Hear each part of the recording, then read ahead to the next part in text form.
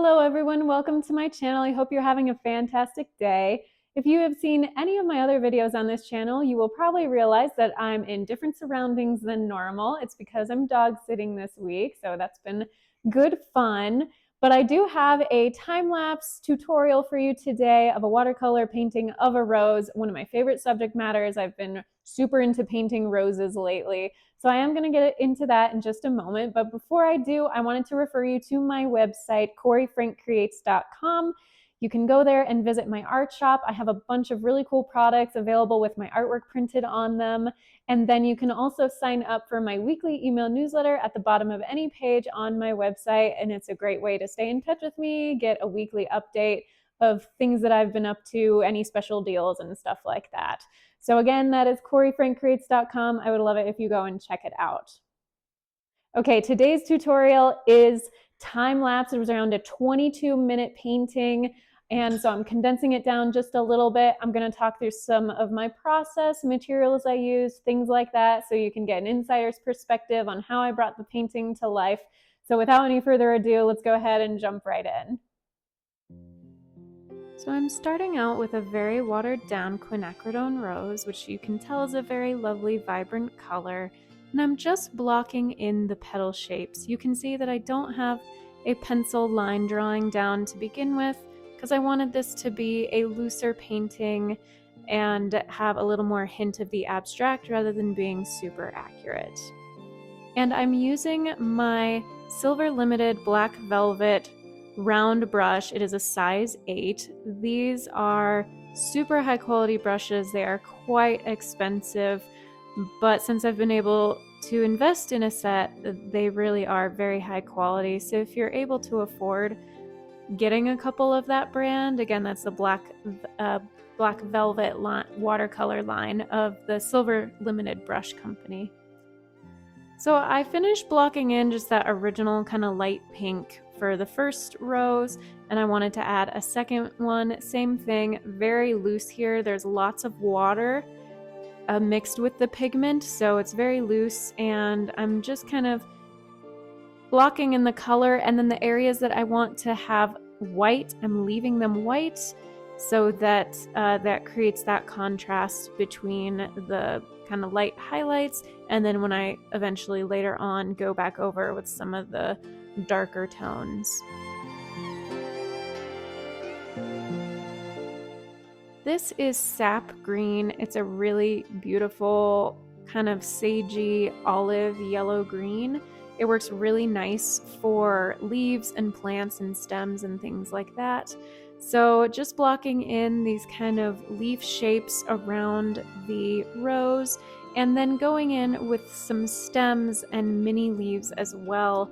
This kind of, I decided to go with a design that had the roses and some stems and leaves to just make it look like a more complete piece. You can tell with this brush, you can turn it on its side to get a little more color at one time laid down, but then when you go on the tip, you can get fairly fine lines and details, which is really helpful for painting the stems of those leaves, the leaves themselves, and then also some of those areas on the petals that just had the fine lines going in between the white. So I'm using the sap green, and then I'm also eventually going to lay in some raw sienna, which is kind of a brownish yellow, almost like a yellow ochre kind of color, but a little more on the brown side. And so you can see several spots while the leaves are still wet, I go in with touches of that raw sienna. And I'm also going in, as you just saw, with some ultramarine blue, just to give it some variation in color, and it helps it look not as flat or one-dimensional when it's just one color. When you have some kind of color gradients, that can just kind of help with the overall effect and tone, and just making it a little more visually interesting.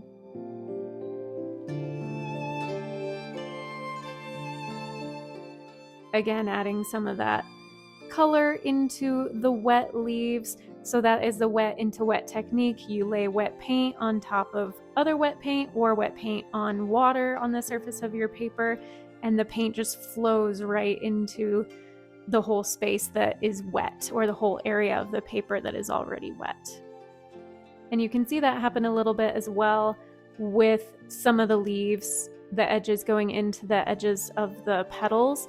And I really liked that effect. It just makes it kind of soft and dreamlike, and had a lovely contrast between the sort of sharp delineation of the stems and some of those really dark leaves, and then that softer tone to the roses. Now at this point, I did decide to add a third rose to kind of fill out the page a little more and make it a bit of a more compelling composition.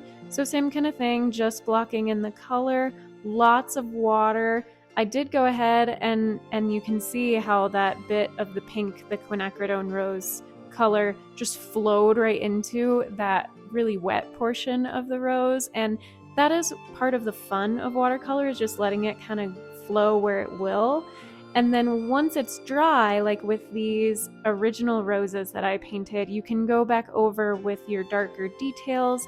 And again, you want to make sure the paint is completely dry. Otherwise, if you go over the top, it will kind of start spreading out and not stay in one place, essentially.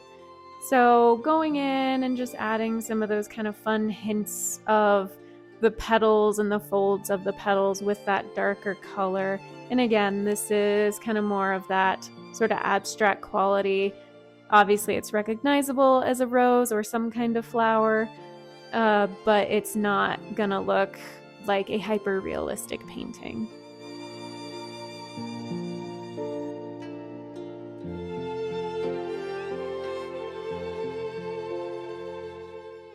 Same thing, just adding some stems and going in pretty dark. When it's really dark like that, you have more paint than water in the pigment, and sometimes even if you have too much paint and not enough water, it starts getting dry and streaky on your page. So you can always just, while it's still wet, go back in with a little bit of water over the top of the paint to help it spread more evenly. And I wanted to have, again, contrast between some of these little mini leaves. I wanted them to be lighter in tone versus the leaves that are on the stems of the roses or surrounding the roses are a little darker.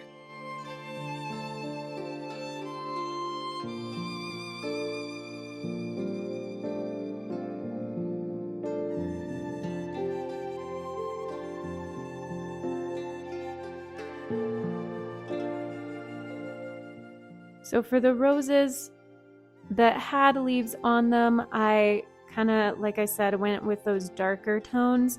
Again, sap green is the green I use throughout this whole piece, but then in certain spots I'm adding the raw sienna over the top to give it a sort of yellowy brown look.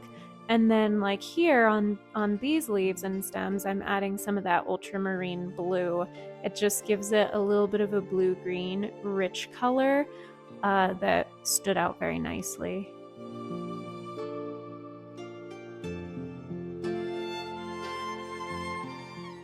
Again, just kind of blocking in color, and I had a little bit of a challenging time right here because I want to make sure the right side of my hand did not get into any wet paint on the right side. So I was trying to be pretty careful of that as I laid in some of those lighter leaves again and painting the stems and trying to make sure that whatever stem there was or whatever leaves there were had stems that kind of flowed down to the bottom of the composition. Adding some of those pinks, those dark pinks over the top, and I did go ahead with that. The paint underneath was still a little wet, so those dark parts spread a bit more than on those first two roses.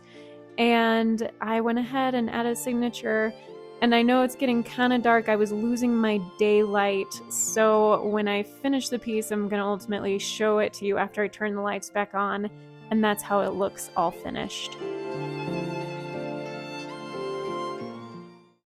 Thank you so much for watching. I hope you enjoyed that video. If you did, please give it a thumbs up.